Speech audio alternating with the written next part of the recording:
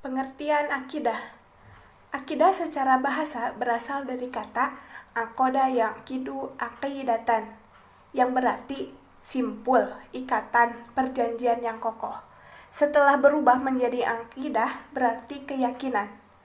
Dan secara istilah, akidah adalah keyakinan yang kokoh dalam hati yang sifatnya mengikat dan mengandung perjanjian.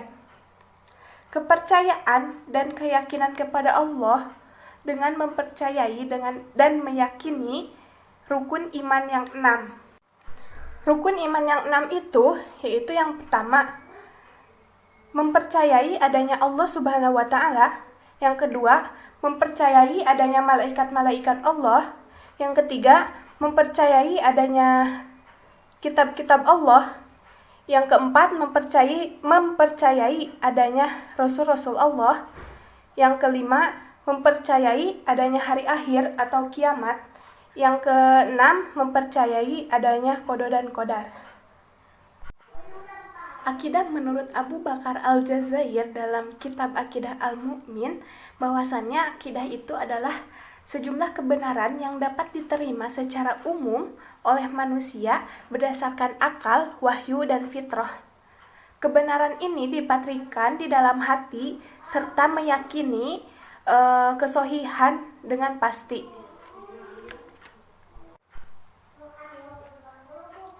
Akidah merupakan salah satu ajaran Islam yang kedudukannya itu sangat penting bagi kehidupan umat Islam, yang diibaratkan suatu bangunan. Nah, akidah ini adalah pondasinya. Dan sedangkan ajaran Islam lainnya seperti akhlak dan ibadah merupakan sesuatu yang dibangun di atasnya. Jadi, jika bangunan tersebut tidak memiliki pondasi, maka bangunan tersebut akan mudah runtuh, roboh, tidak kokoh. Sama seperti halnya manusia. Akidah juga adalah sebagai dasar utama ajaran Islam dan mempunyai landasan hukum yang bersumber dari Al-Quran dan As-Sunnah. Suatu ilmu yang mempelajari tentang akidah disebut ilmu akidah. Menurut pendapat Ibnu Khaldun, ilmu akidah adalah ilmu yang mempelajari kepercayaan iman dengan dalil-dalil akal dan mengemukakan alasan-alasan untuk menolak kepercayaan yang bertentangan dengan kepercayaan golongan salaf dan ahli sunnah. Itu tujuan akidah. Yang pertama, dapat mengetahui petunjuk hidup yang baik dan benar. Nah, dengan adanya akidah, kita dapat membedakan mana yang baik dan mana yang buruk gitu ya. Kemudian yang kedua, yaitu meluruskan segala niat dalam ibadah semata-mata hanya karena Allah Subhanahu wa Ta'ala. Nah, dengan akidah kita juga harus meluruskan niat kita, karena kita sudah meyakinkan diri bahwa kita percaya dengan Allah, kita percaya dengan Islam, maka diperlukanlah niat yang lurus dan meyakini sepenuhnya segala sesuatu yang kita lakukan itu hanya untuk Allah Subhanahu wa Ta'ala. Kemudian yang ketiga, itu dapat meningkatkan ibadah kepada Allah. Kita jelas harus meningkatkan ibadah karena untuk meningkatkan juga keimanan kita kepada Allah dan mengukuhkan. Tiga, itu dapat meningkatkan ibadah kepada Allah Subhanahu wa Ta'ala, karena kita harus meningkatkan kadar keimanan kita melalui ibadah kepada Allah Subhanahu wa Ta'ala. Kemudian yang keempat, yaitu berlomba-lomba dalam kebaikan atau fastabiqul khairat. Nah, itu juga dapat meningkatkan atau meningkatkan kadar keimanan kita. Ketika ada orang yang lebih ibadahnya lebih bagus dari kita, nah kita juga harus bisa memperbaiki terus menerus perilaku kita atau ibadah kita dan lain sebagainya. Kemudian dapat membersihkan kegalauan, kegelisahan, sehingga mendapatkan ketenangan jiwa. Nah, dengan ibadah atau dengan akidah itu kita dapat mengurangi atau mencari solusi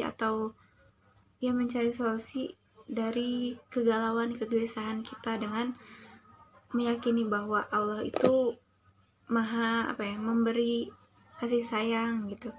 Jadi hati kita teh memang benar-benar tenang ketika mengingat Allah.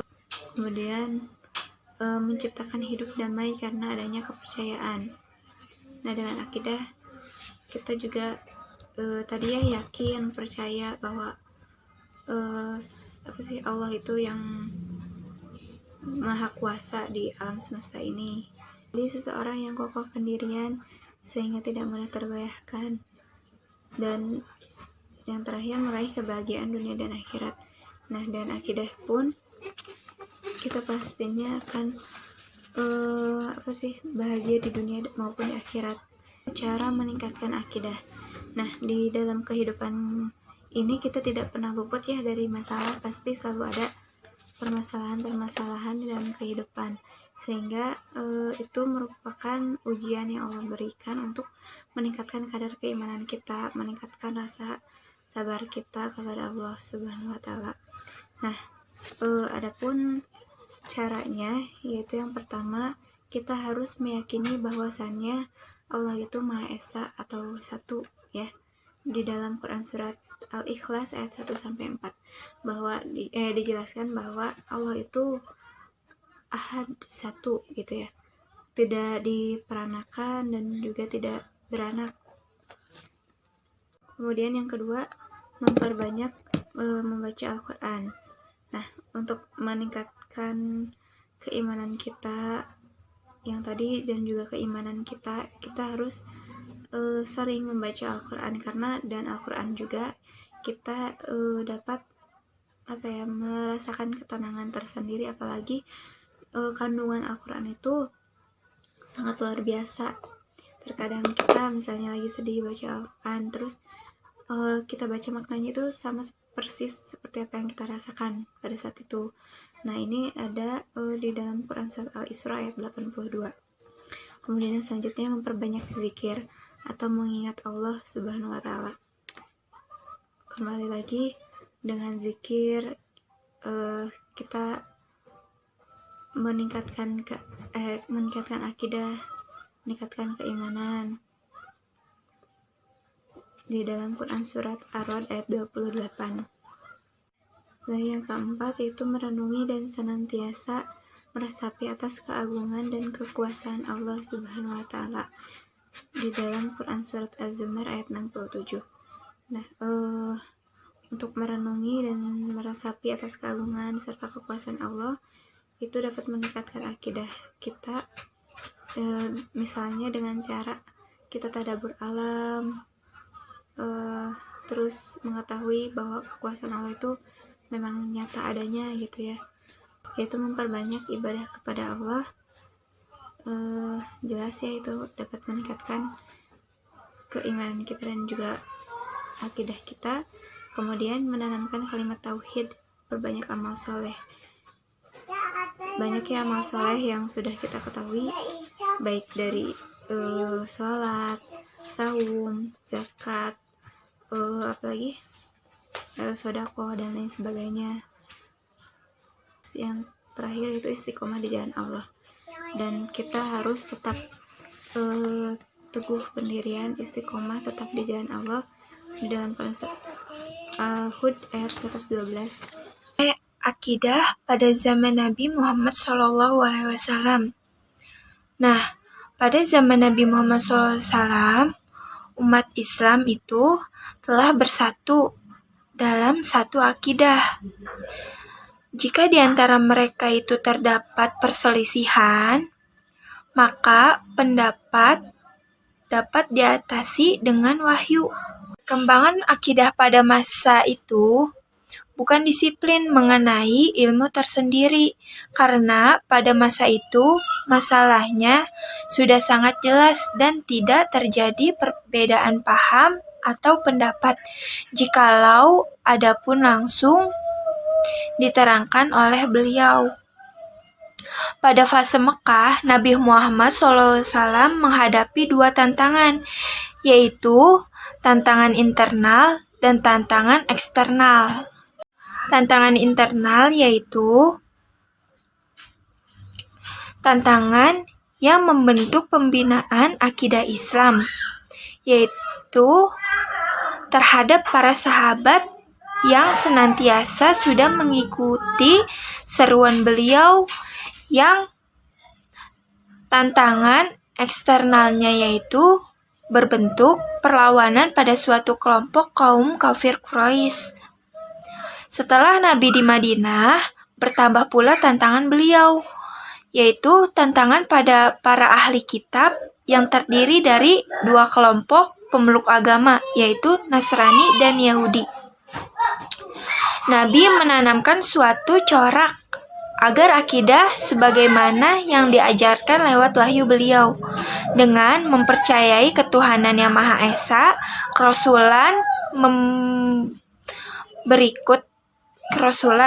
berikut ajarannya, terima beliau melalui malaikat yang menyampaikannya.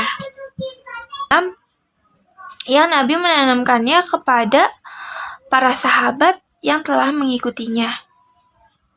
Selain pada itu, Rasulullah SAW mengingatkan pada para sahabatnya supaya tidak terjadi perdebatan juga perbedaan doktrin pada akidah ini, agar para sahabat dan pengikut Nabi menaati dan mengikuti secara penuh terhadap seluruh ajaran beliau, sebagaimana yang terdapat pada surat Al-Anfal ayat 46, yang artinya, dan taatlah kepada Allah dan Rasul-Nya, dan janganlah kamu berbantah-bantah dan menyebabkan kamu menjadi getar dan hilang kekuatanmu, dan bersabarlah, sesungguhnya Allah berserta orang-orang yang bersabar. Pada masa Rasulullah SAW, terdapat penyimpangan beberapa akidah, yaitu penyimpangan akidah pada orang-orang Arab terdahulu.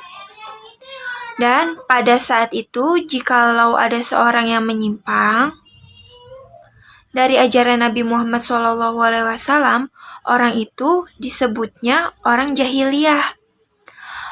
Yang pada umumnya pengertian jahiliyah ini yang beredar di kalangan masyarakat luas ialah keadaan orang-orang Arab sebelum adanya Islam, karena mereka begitu bodoh terhadap Tuhan, Rasul, dan syariatnya, serta mereka berbangga pula atas keturunannya. Dan ketika itu pula, kaum kafir Quraisy menanamkan di dalam hatinya rasa takabur atau ketinggian hati.